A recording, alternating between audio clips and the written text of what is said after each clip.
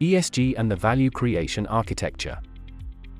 The value creation architecture is a strategic space that consists of strategic postures and business orientations, which refers to the right things to do in creating value for the customer.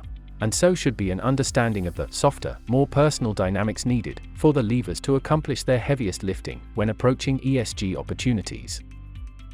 For every firm, crafting their value creation architecture is of paramount importance and should be part of a leader's mental checklist. But understanding where your company is on the ESG maturity curve is a helpful and important step to further develop an ESG agenda. An essential component on this journey is the shift from ad hoc reporting on single sustainability initiatives to a much more integrated approach, where ESG is a central tenet of business management and planning. ESG is principles-based, a clear demonstration of stewardship that leads to better performance, taking into account regulatory and voluntary initiatives and investor demand. ESG materiality and integrating ESG into business strategy. For architecture and construction firms to thrive in this new era of accelerating transformation, the Chief Executive Officer's role is pivotal in helping develop standards, goals, and guidance. They will need to embrace ESG as a strategic business imperative.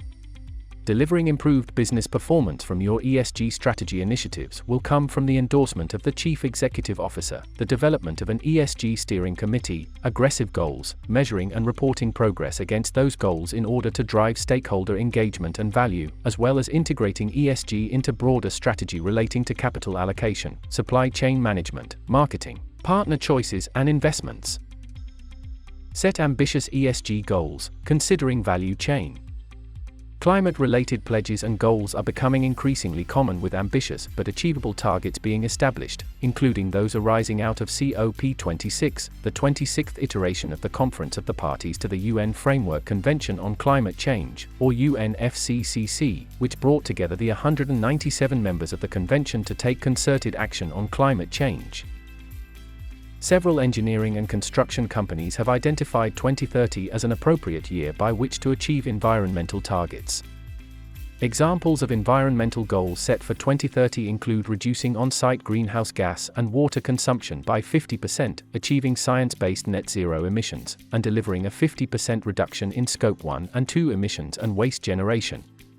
Companies are also considering their wider supply chain, with select annual reports now highlighting reductions in Scope 1, 2, and supply chain emissions. With the current situation, Europe has set new goals for oil and gas import from 2027. ESG Watch Insights has been designed to provide information that is easy to understand about what is the most important theme of the decade. Whether your starting point is environmental, social, or economics, in 2 minutes you will get invaluable information that you will not find anywhere else. We write about environmental, social, and governance, what's working now, trends, and opinions. Contact us via contact@esgwatch.eu.